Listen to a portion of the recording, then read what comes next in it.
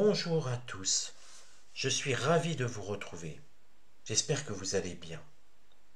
Alors aujourd'hui, dans la rubrique Cold Case, à la demande de Marlène, nous allons regarder, observer une étrange affaire.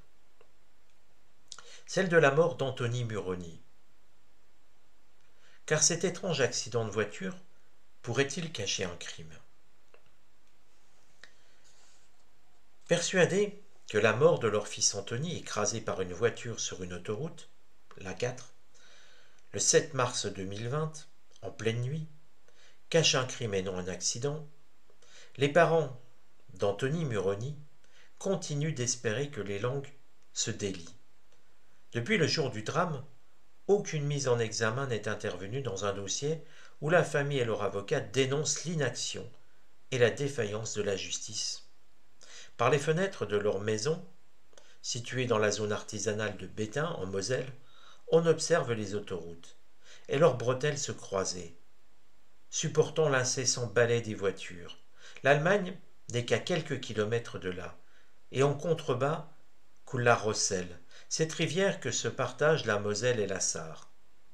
Pourtant, dans la maison des parents d'Anthony Muroni, le temps s'est arrêté. Voilà maintenant 2 ans, même plus. Quand on y pense, le temps passe si vite. 4 ans. Que s'est-il passé dans cette nuit du 6 au 7 mars 2020, où leur fils Anthony, 33 ans, est mort dans des circonstances troublantes. Le jeune homme a été écrasé par une voiture vers 2h30 du matin, juste en face du domicile familial. Une question continue de hanter les parents d'Anthony. Comment Anthony est-il arrivé sur ce tronçon autoroutier difficile d'accès à pied? Et pourquoi était-il allongé en travers du bitume lors de l'impact qui lui a été fatal? 4 mois d'enquête préliminaire et une information judiciaire ouverte en juillet 2020 par le procureur de la République de Sarreguemines pour homicide involontaire n'ont toujours pas permis de faire la lumière sur cette étrange affaire. Le 7 mars 2020, c'est l'appel d'un automobiliste à la SANEF, la société qui entretient les autoroutes, à 2h26 du matin qui donne l'alerte. Avec son 4x4, il dit avoir roulé sur quelque chose sur l'A4, à hauteur de Bétain, dans le sens Strasbourg-Paris. Un patrouilleur se rend sur les lieux et découvre Anthony, encore en vie. 3 minutes avant l'accident, il était même passé à ce même endroit et n'avait rien vu. Transporté aux urgences de l'hôpital Mercy à Metz, le jeune homme succombera à une hémorragie massive. Suicidaire Anthony Muroni? Il s'est couché en travers de la route? Les parents n'y croient pas, mais pas du tout. Anthony semblait avoir tout pour lui et menait une vie de rêve. Après ses études, le jeune homme évoluait dans le milieu de la mode à Milan, où il commençait à se faire un nom comme styliste et fashion agent pour le groupe Eleventy. En Italie, sa vie était rythmée par les Fashion Week et des vacances dans des hôtels de luxe, avec spa. Comme en attestent les photos sur son compte Instagram. Régulièrement, il rentrait en Moselle pour voir ses parents et gérer les affaires du magasin de prêt-à-porter qu'il avait ouvert à Sarrebruck. En couple avec une Italienne, il allait être papa. Ses parents résument, on ne pouvait pas dire qu'il était malheureux, bien au contraire. La veille de l'accident, il aurait confirmé à sa mère un rendez-vous avec leur fournisseur. Rentré en France pour échapper à la crise sanitaire italienne, le 6 mars 2020, Anthony passait la soirée avec un ami d'enfance en goguette, de l'autre côté de la frontière. Les caméras de vidéosurveillance du domicile familial prouvent que son ami l'a déposé vers 1h du matin devant les grilles. Mais au lieu de rentrer chez lui, Anthony repart. Un voisin a rapporté l'avoir aperçu plus tard à 2h12 sur la route principale de Bétain. D'après ce témoin, il pianotait sur son portable et semblait nerveux. 14 minutes plus tard, l'automobiliste passera l'appel à la SANEF, qui permettra de trouver Anthony, inconscient sur le bitume de l'A4. Entre le moment où il se fait déposer et l'accident, il y a un vide. On ne sait pas ce qui se passe. Son épouse poursuit. À ce stade, on peut tout imaginer. Dès le début de leur investigation, les gendarmes du peloton autoroutier de Saint-Avold s'orientent vers un accident de circulation. Pour eux, il n'y a pas d'affaire. C'est un simple accident. D'ailleurs, dès le lendemain matin, ils remettent le téléphone portable d'Anthony à sa mère, sans avoir procédé à son exploitation. Au départ, il semble avoir eu une erreur d'aiguillage faite par le parquet, en confiant l'enquête au peloton autoroutier, qui n'a pas les réflexes propres à la matière criminelle. Et pour preuve, les diligences immédiates n'ont pas été faites. C'est ce que déplore un avocat du barreau de Metz. Dans les jours qui suivent le drame, ni les caméras de vidéosurveillance proches de l'A4, ni le téléphone portable d'Anthony ne sont exploités. Et seul un examen du corps et non une autopsie est pratiqué. Anthony ne connaissait pas les gens avec qui il était ce soir-là, outre son ami d'enfance. Il avait bu en leur compagnie beaucoup, ce qui ne lui ressemble pas, indiquaient ses parents. Cela aurait été intéressant d'analyser dès le lendemain des faits la téléphonie, de les interroger, de pratiquer une autopsie. C'est comme l'ami qui l'a déposé. Il a fait pas mal de trajets avant de rentrer chez lui. On ne sait pas vraiment qui il a pu rencontrer. C'est ce que déplore encore l'avocat qui s'occupe de cette affaire. L'enquête préliminaire terminée, le procureur de la République de Sarreguemines ouvre dans la foulée, en juillet 2020, une information judiciaire. Le juge d'instruction saisi confie l'affaire au commissariat de Frémin-Merlebach, en dépit des demandes de l'avocat au procureur pour que le dossier soit transmis au juge d'instruction de Metz, là où il existe un pôle criminel. En septembre 2020, soit plus de 6 mois après sa mort, le corps d'Anthony Muroni est déterré pour pouvoir pratiquer l'autopsie qui n'avait jamais été réalisée jusqu'alors. Mais depuis, rien de nouveau, l'enquête piétine. Ce qu'il faut comprendre, c'est de quelle façon il est arrivé là. C'est d'ailleurs en ce sens que les gendarmes auraient conclu leur enquête, reconnaissant qu'il y a de fortes probabilités pour qu'il ait été déposé là par quelqu'un. Son père a refait le trajet de leur maison jusqu'à l'A4 des dizaines de fois. L'accès y est difficile à pied, et au niveau du timing, de toute façon, ça colle pas. Si Anthony était passé par là, on aurait retrouvé des filaments de son manteau en cachemire, assure sa mère. Anthony est arrivé avec ce manteau à l'hôpital, mais le vêtement a depuis disparu. On aurait pu y retrouver de l'ADN, c'est ce que déplorent les avocats. Les parents ne comprennent pas non plus où sont passés les 1 000 € que leur fils avait sur lui. Seulement 25 € leur ont été rendus. Alors, qu'est-ce qui s'est passé? Outre ces zones d'ombre, la position d'Anthony interroge. Pourquoi était-il couché sur le bitume? Les enquêteurs n'ont toujours pas la réponse, mais les constatations sur le corps sont claires. Quand le véhicule est passé, le jeune homme était allongé en travers de la route, les jambes vers la glissière, longeant les bosquets, la tête vers la glissière centrale, séparant les voies de circulation. Il n'a donc pas été renversé, mais écrasé. Seulement dans cette position, sa tête aurait dû exploser avec le choc. Or, elle n'a pas une égratignure, seulement une marque à l'arrière du crâne, à propos de laquelle on n'a aucune explication. Les avocats rompus aux affaires criminelles enfoncent le clou. Ces blessures et la façon dont le corps a été découvert, c'est clair, ça ne colle pas. La famille et les avocats multiplient les demandes d'actes auprès du juge d'instruction, à commencer par une reconstitution qui permettrait de comprendre comment les choses ont pu se passer. Mais rien. Refus, afin de ne pas gêner la circulation. À 2 heures du matin, je vous le rappelle. De leur côté, les parents, eux, ne lâchent rien. On veut comprendre pourquoi notre fils est mort. On veut la vérité. Il y a des personnes qui savent quelque chose, mais qui n'ont toujours pas parlé. L'instruction est toujours en cours. Mais rien. Personne ne dit rien. Alors ce que je vous propose de regarder, eh bien, c'est différents aspects. D'où vient la marque sur le crâne à l'arrière du crâne d'Anthony?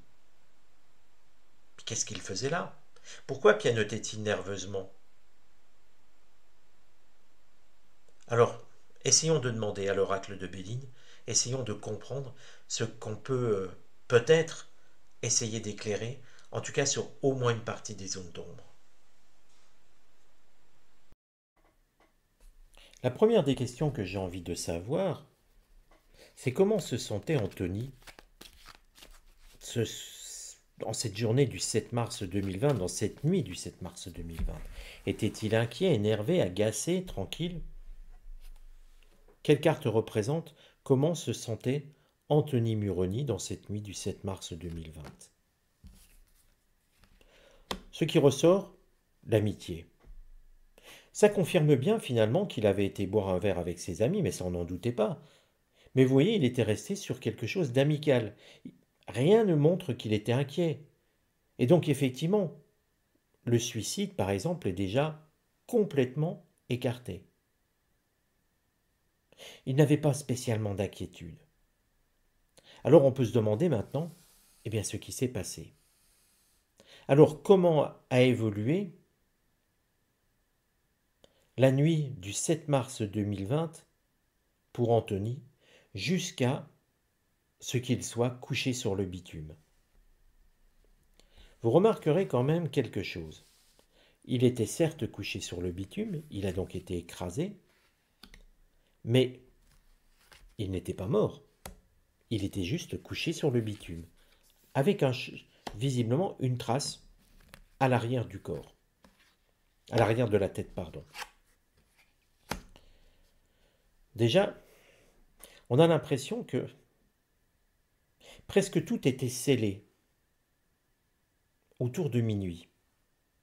Rappelez-vous, ma question, c'est le 7 mars. Moi, je vais jusqu'à au moment où on le retrouve, soit vers 22h30, j'arrondis. Ça ne veut pas dire qu'il s'est passé quelque chose à minuit, mais ça veut dire que c'était scellé, qu'il s'était déjà, presque quelque part, mis dans la situation qui allait conduire jusqu'à ce funeste destin.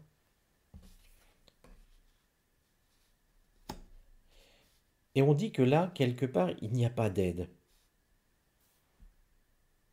Ce qui montre que ça s'est bien passé quand il était tout seul. Là encore, ça confirme ce que l'on sait. Mais personne ne lui est venu en aide. Ça sous-entend d'autres choses. Il était seul, oui, ça bien sûr je vous l'ai dit, mais l'idée de personne ne lui est venu en aide, ça veut dire que quelqu'un, au moins, et je ne parle pas d'agresseur ou quoi que ce soit, ça montre que quelqu'un pouvait lui venir en aide, et qu'après Ferré détourner la tête ou se dire je m'en occupe pas. C'est intéressant, ça prouve qu'il y a un témoin. Ça prouve que quelqu'un peut faire la jonction dans la partie, en tout cas pour éclairer peut-être une partie de l'enquête.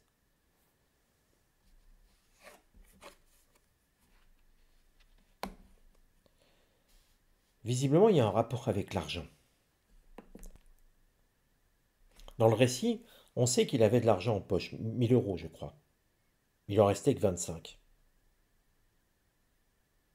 Et là, on a l'impression que l'idée, c'est de dire qu'il fallait donner son argent.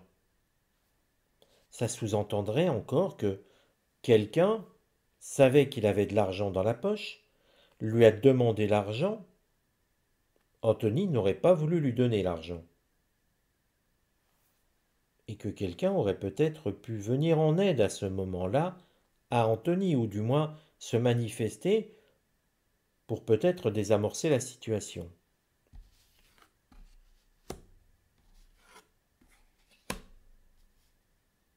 L'argent est bien au centre du problème. Parce que vous voyez, ce qui s'est passé, c'est que quand même l'argent, il a été pris. Mais regardez cette carte centrale. C'est la carte de la trahison. Ça n'a jamais été évoqué dans l'enquête. Mais Anthony a été boire un verre avec des personnes qu'il ne connaissait pas. Il y avait un ami. Mais j'ai le sentiment que quelque chose cloche, si vous me permettez l'expression, par rapport à ce qu'il a fait avant. Ça expliquerait pourquoi la carte de la destinée en premier. Quand je vois l'imbrication des cartes, j'ai le sentiment que quelqu'un a repéré qu'il avait beaucoup d'argent dans la poche. Quelqu'un avec qui il a bu un verre. Donc dans ce groupe de personnes avec qui il a fait un petit peu la fête, cette personne est revenue vers lui, plus tard, après. C'est pour ça qu'on voit la trahison. Parce que jamais Anthony ne s'est méfié de cette personne. C'est vrai, même si vous ne connaissez pas toutes les personnes autour d'une table, quand vous faites un petit peu la fête avec eux, jamais vous n'allez vous dire, il va y avoir un problème. Vous sympathisez, vous n'imaginez pas la suite. Et pourtant, Anthony ne s'est pas méfié. Peut-être parce qu'il avait un petit peu bu, mais peut-être aussi parce que, dans les circonstances, il n'a pas vu le danger. Et puis, ça reflète quelqu'un quand même qui, regardez, il attendait un enfant, ses affaires allaient bien, il avait plutôt l'esprit léger, donc pas de méfiance chez lui. Une proie facile. Et c'est ce qui s'est passé là. Visiblement, pour moi, la personne euh, qui lui a pris son argent, c'est la personne qui lui a mis, qui l'a déposé là. Il y a un lien dans tout ça. Qu'est-ce que cette trace à l'arrière du crâne?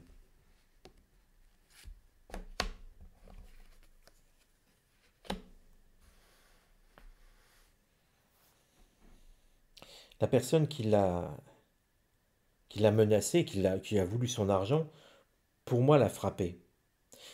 Mais pas frappé, vous voyez, avec un objet contondant ou avec une masse ou avec je ne sais quoi.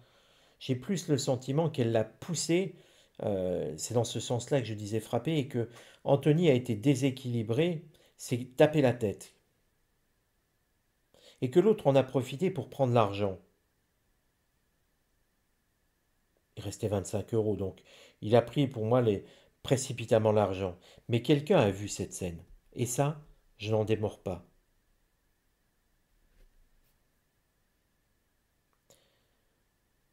Comment était la personne physiquement? Quelle carte représente la personne physiquement qui a pris cet argent?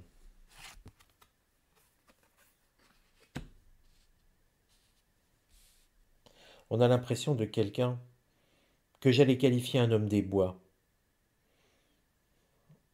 Quelqu'un qui était peut-être plus âgé qu'Anthony, peut-être dans la cinquantaine, plus grand qu'Anthony aussi. C'est en tout cas dans cette zone que les recherches devraient, dans cette direction que les recherches devraient avoir lieu.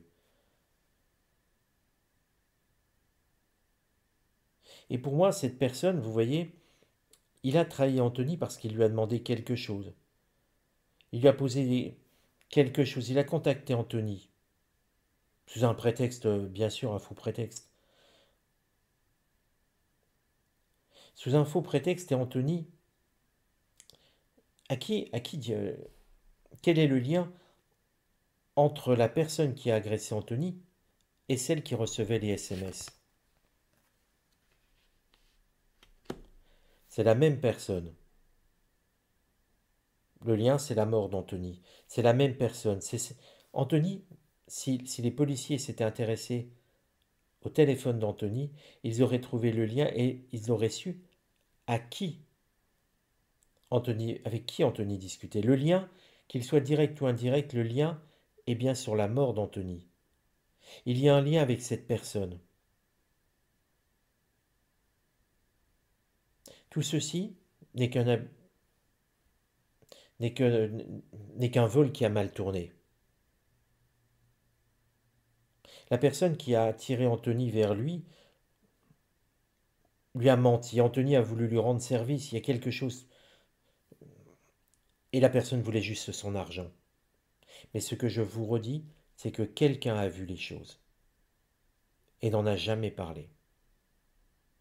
Donc quand les parents pensent qu'il n'y a pas d'accident, ils ont raison. Ce n'est pas un accident, c'est quelque chose qui a mal tourné. L'enquête a mal tourné aussi dès le début. Et qu'il faudrait, si c'est encore possible, de remonter le temps, ou plutôt de remonter ce qui s'est passé au niveau du téléphone. La clé est dans le téléphone et dans cette personne qui a vu les choses. Voilà les amis, voilà ce qu'on peut dire sur cette triste affaire.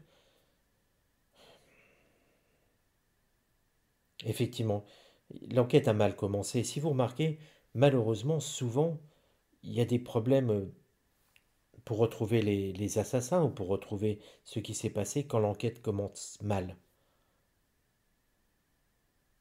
Ça donne peut-être à réfléchir, on voit des pôles criminels à certains endroits, mais peut-être devrait-il y avoir systématiquement, peut-être par département, peut-être que ce que je dis n'est pas faisable faute de moyens, mais un groupe de 2 à 3 personnes qui ne soient là que pour les problèmes de crime, qui se déplacent. Alors peut-être qu'il faudrait plus, hein, je ne sais pas.